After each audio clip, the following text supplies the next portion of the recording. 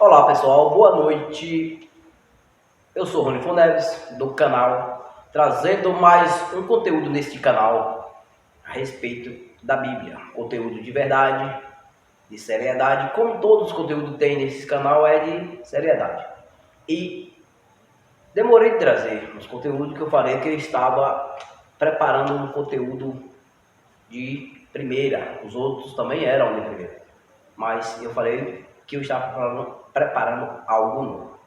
E o título deste vídeo, deste conteúdo é Leia a Bíblia para ser sábio, pratique para ser salvo. Aqui está meu amigo e meu irmão Cleifson Silva. E nessa noite iremos falar um pouco e comentar um pouco da Bíblia. Por favor, senhor, se apresente. Olá, meus amigos, muito boa noite. Eu sou Cleifson Silva. Venho aqui de forma digna e honrosa ao lado do nosso querido amigo Rony Neves para dissertar, elaborar e compartilhar com vocês este assunto tão temático e importante que é lendo a Bíblia para ser sábio e praticando para ser sábio. Vamos para frente que teremos coisa boa. Sem muitas delongas, iremos compartilhar para aqueles que vão assistir este vídeo.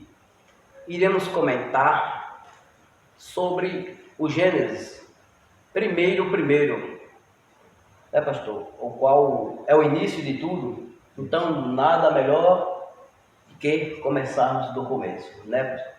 E está escrito no Gênesis primeiro, da seguinte forma. Vou ler o texto. No princípio, criou Deus os céus e a terra. No segundo, e a terra era sem forma e vazia, e havia trevas sobre a face do abismo, e o Espírito de Deus pairava sobre as águas.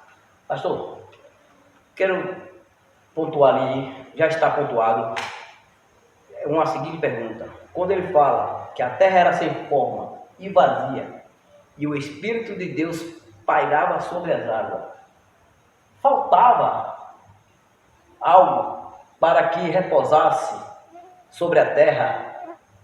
Se era vazia, só havia água e só havia trevas, já que o Espírito Santo é luz. Muito importante esse texto bíblico, e ele é objetivo que, quando se fala o texto que Deus criou o céu, criou a terra, só que ainda assim a terra era sem forma, porque sem forma, de fato que não havia nenhuma construção ainda humana, ainda não havia intervenção dos homens, não tinha nenhuma obra-prima da raça humana. Então ela estava de fato sem forma, estava vazia, porque até então não havia coabitado, proliferado, projetado nenhum orifício, nenhuma obra de arte, nem qualquer tipo de criação humana. E o que o texto esclarece, que o Espírito de Deus pairava sobre a face, das águas. Isso é importante, porque desde o início Deus já estava projetando. Deus é um arquiteto nato, e ele já estava projetando que sobre nós sopraria o seu DNA, que é nada mais, nada menos do que o seu espírito. É uma expressão bastante relevante, porque Deus aqui está querendo colocar um pouco do seu conteúdo dentro de nós. Como até então não tinha ninguém, ele estava dizendo que estava aguardando fazer o seu criado, ou a sua criatura, que somos nós, seus filhos, para que do seu Espírito derramasse sobre nós. Amém. Verdade. Se nós estamos falando ou respirando, porque o Espírito de Deus, o Espírito Santo, está dentro de nós, né? Senão não haveria vida, né? Isso. Dando seguimento, no Gênesis 9:16, está escrito: toda vez que o Espírito de Deus, o próprio Deus, lembraria, pastor, que não acabaria mais a terra quando houvesse um sinal no céu, que era o sinal do arco-íris. Foi um voto que Deus fez, uma aliança, aliás, com todos os seres vivos. Pastor, a pergunta é, Deus não se preocupava só com nós, como os filhos de Deus, como você acabou de citar aí, que o Espírito Santo está dentro de nós? Ele não se preocupava só com os humanos, mas com todos os seres vivos, que ele trouxe a vida e a terra, que ele disse que não acabaria mais a terra. Pastor, não acabar a terra, isso significa que essa terra vai permanecer intacta, ou na volta dele essa terra não vai sobreexistir? Segundo o texto bíblico, Jesus disse em Mateus 24 que não ficará pedra sobre pedra que não seja derribada, que não seja destruída. Ele está falando aqui praticamente de forma teocrática, que é do seu verbo divino, que a sua ação, a sua ira, a sua justiça aniquilará, desfará toda a ação dos homens. Então, na manifestação do Filho do Homem, Jesus, ele destruirá de fato, como diz o texto, a terra com o calor da sua ira, que é o fogo. E o texto que o nosso Deus se refere, Gênesis, ele não destruirá, no Novo Testamento, ele não vai destruir a terra mais com água, e sim com fogo. Verdade. Isso não é uma história, é uma vericidade, né? Exato. E nós sabemos, estamos cansados de saber que o arco-íris representa o símbolo da aliança de Deus para conosco, né? Isso. Muito bem. Pastor, no Apocalipse, primeiro, revelação de Jesus Cristo, que Deus lhe deu para mostrar aos seus servos o que em breve há de vir. Ele enviou o seu anjo para torná-la conhecida aos seus servos, o seu servo João. Pastor, quando ele fala breve há de acontecer, esse acontecer, ele está falando, foi do dilúvio antigamente, que ali era no Velho Testamento. Esse novo aí, ele está falando, possa ser que esse acontecimento hoje, desse vírus que está assolando o planeta, o mundo inteiro, esse ar de vir, será que isso, para nós que conhecemos a palavra de Deus, não deveríamos estar assustados? O que é que o senhor coloca sobre isso? Qual é o seu ponto de vista? Biblicamente falando, Jesus, ele é o verbo vivo. E ele nunca deixou de nos alertar acerca das coisas futuras. Você falando de uma revelação profética, que é Apocalipse. Apocalipse vai narrar do início ao fim tudo aquilo que vai acontecer.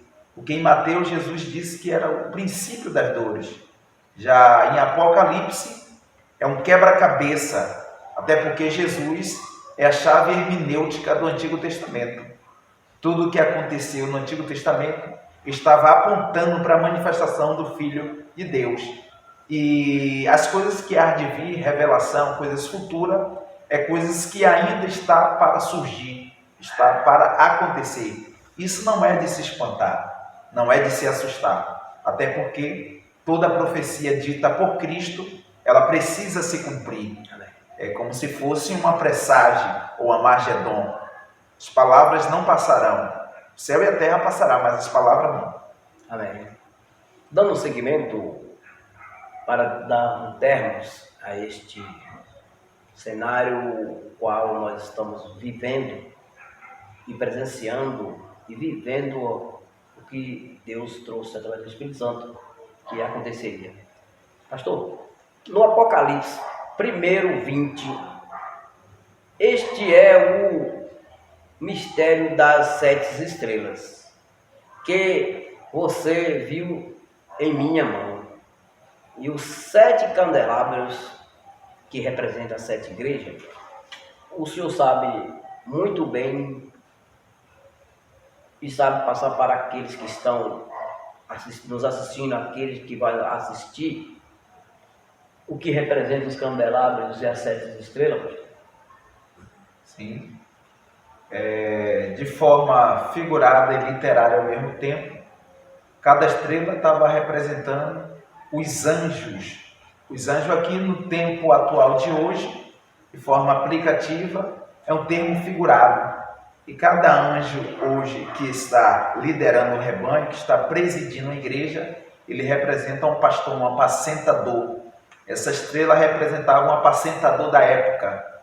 Uma carta que Deus, através de Jesus, enviando para João, para advertir as 7 igrejas da Ásia Menor, que, por sua vez, era um cuidado de Cristo com a sua noiva.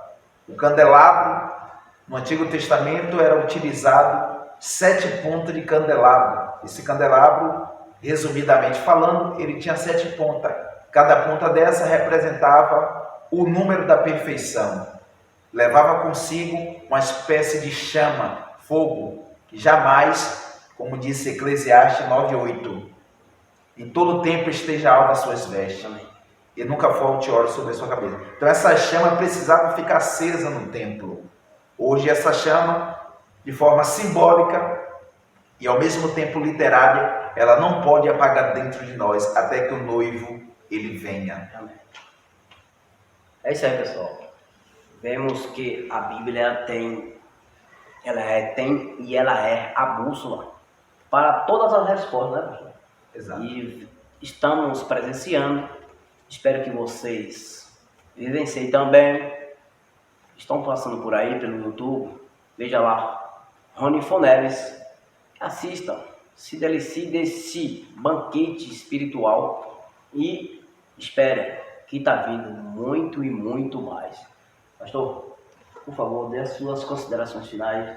Eu já agradeço ao senhor pelo convite, o senhor ter nos atendido e fala para o pessoal aí que tem um banquete mais e mais para nos fortalecer. Muito bem, gente. Eu quero deixar aqui meus agradecimentos finais.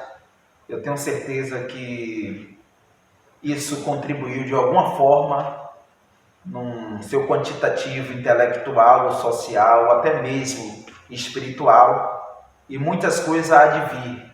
Nós estaremos propagando conteúdo que nós chamamos de caldo grosso, tá? Agradeço a participação de vocês de forma indireta, porque não foi ao vivo, mas o melhor ainda está por vir. Leia a Bíblia para ser sábio, pratique para ser salvo. Até mais, nos veremos nos próximos vídeos. Abraço. Um abraço a todos. Fique com Deus.